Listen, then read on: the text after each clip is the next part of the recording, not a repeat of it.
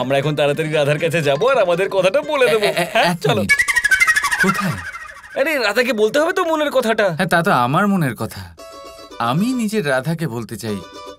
ব্যক্তিগত প্রশ্ন আমি নিজেই সামলে নেব, কিছুক্ষণের জন্য আমাকে একা ছেড়ে দিন। আরে তুমি বলবে, আমি কিছু বলবো না কানাই, আমি খালি শুনবো। তুমি শুধু নিজের মনের কথাটা ঠিকঠাক করে বুঝে রাধাকে বলে দিও, ঠিক আছে? ও আমারই রাধা দাদা, আমার ওকে বলার বা কিছু বোঝানোর প্রয়োজনই নেই। শুধু একটা সংকেত যথেষ্ট ওকে আমার হৃদয়ের কথা বুঝিয়ে দেওয়ার জন্য। আর এটাও বিষয় যে আমার রাধা যদি আমার কথা না বুঝতে পারে তাহলে কি পারবে? এটা কিন্তু ঠিক কথা। চলুন আমি আসছি। হ্যাঁ চলো।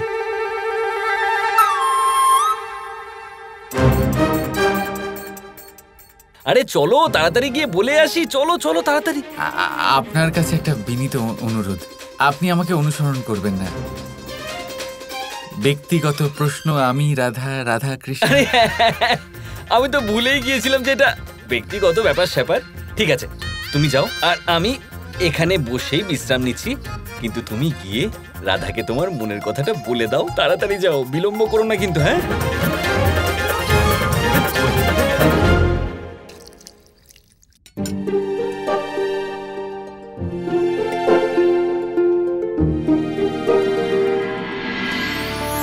তুমি প্রেম মোর, তুমি প্রাণ মোর, বাঁশির সুরে সঙ্গীত মোর। তুমি প্রেম মোর, তুমি প্রাণ মোর, তুমি সাধনা রাধে আমার আরাধনা। তুমি প্রেম মোর, তুমি প্রাণ মোর, তুমি সাধনা রাধে আমার আরাধনা। তুমি প্রেম মোর, তুমি প্রাণ মোর, বাঁশির সুরে সঙ্গীত মোর।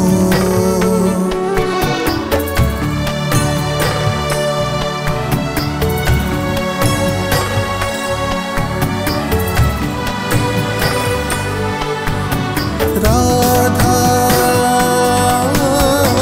কৃষ্ণ কৃষ্ণ রাধা, রাধা কৃষ্ণ কৃষ্ণ রাধা। সকল অবিবাহিত কন্যারা মন দিয়ে শোনো, এই গায়ে হলুদের আচারের অনেক বড় মান্যতা আছে।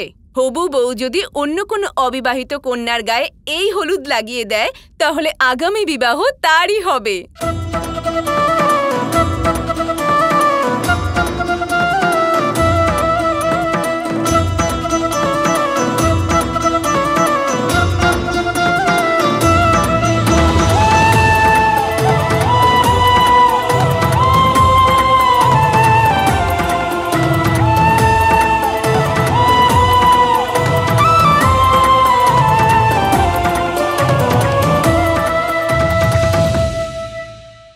তুড়ি বাজাও কানাই। আমি দাদার গলা কেন শুনতে পাচ্ছি? আরে তুড়ি বাজাও, তুড়ি, আর রাধার গায়ে হলুদ লাগিয়ে দাও। দাদা আপনি এখানে কি করছেন? আমি থাকতে পারলাম না তাই চলে এলাম। আমি বলেছিলাম আমাকে অনুসরণ করবেন না। আরে এসব ছাড়ো না, তুমি তুড়ি বাজিয়ে রাধার গায়ে হলুদ লাগিয়ে দিচ্ছ না কেন?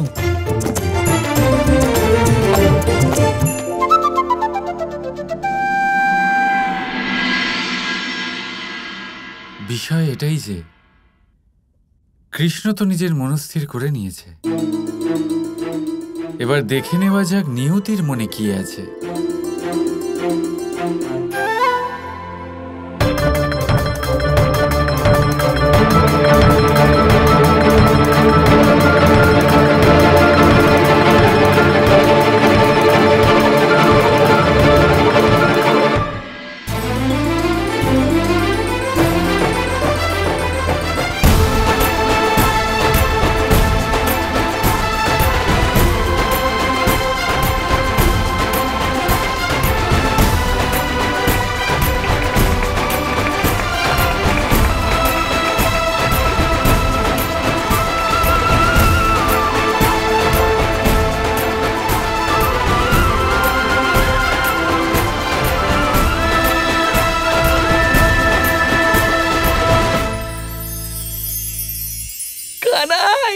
এবার তো আগামী বিবাহ রাধারই হবে। এখন তো নিয়তিও নিজের সংকেত দিয়ে দিয়েছে। তুমি গিয়ে বলে দাও রাধাকে। আরে এবার চলেই যাও। দাদা, একবার আমার কথাটা শুনুন। আমার মনে একটা বিচিত্র ব্যাকুলতা হচ্ছে। আপনি আমাকে অনুসরণ করে আমাকে আরো ভীত করবেন না। কেন করছেন এরকম? আচ্ছা ঠিক আছে ঠিক আছে, আমি যাচ্ছি না, কিন্তু তুমি তো যাও। ঠিক আছে।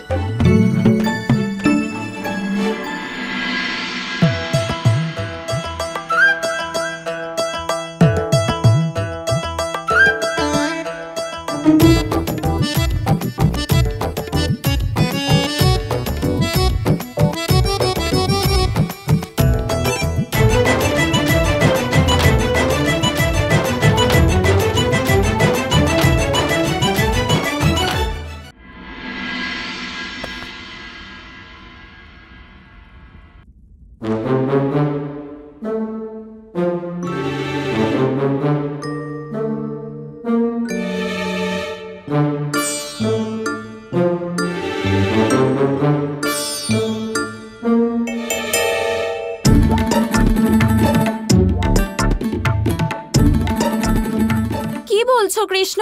আমি কিছুই বুঝতে পারছি না।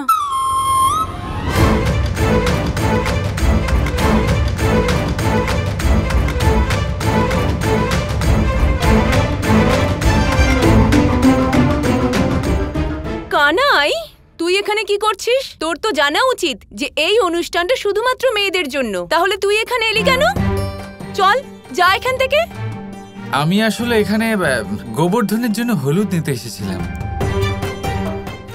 রাধা, কানাইকে হলুদ দিয়ে এসো। হ্যাঁ মা।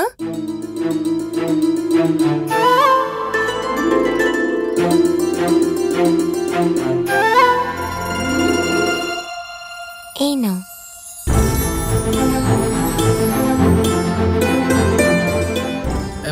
রাধা, রাধা, আমার তোমার সাথে কিছু অত্যন্ত প্রয়োজনীয় কথা ছিল। কি কথা?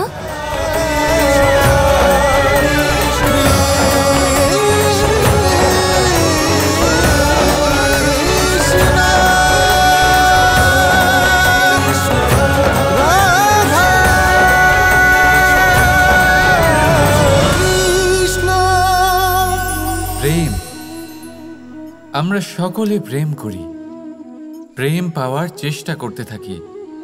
আর এমনও অনেক মানুষ আছেন যারা প্রেম অর্জন করেও ফেলেন, কিন্তু সেখান থেকে শুরু হয় এক নতুন অধ্যায়ের। আচমকা দুই প্রেমীর কিছু অনুচিত বলে মনে হতে থাকে। আচমকা দুজনে নিজেদের অস্তিত্ব নিয়ে বিচলিত হতে থাকেন। এবার এমন হলে কি করা যেতে পারে? দেখুন, এই হলো হলুদ,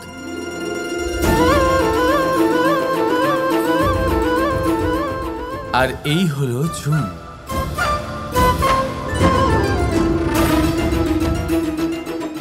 এবার এটাকে দেখুন, যখন চুন আর হলুদকে একসাথে মিলিয়ে দেওয়া হলো, তখন ওরা নিজেদের রং ত্যাগ করে দিয়ে একটা নতুন রং তৈরি করল। প্রেমের রঙও কিছুটা এইভাবে অর্জন করা হয়। এখানে কোনো আমি থাকে না, শুধু আমরা হয়, শুধু একাত্ম হয়। সেই জন্য ত্যাগ করুন নিজের অস্তিত্বকে, আর মনের উত্তেজনাকে আলিঙ্গন করুন। তারপর দেখুন আপনার এই প্রেম আপনাকে কোথায় কোথায় নিয়ে যায়। রাধা রাধা।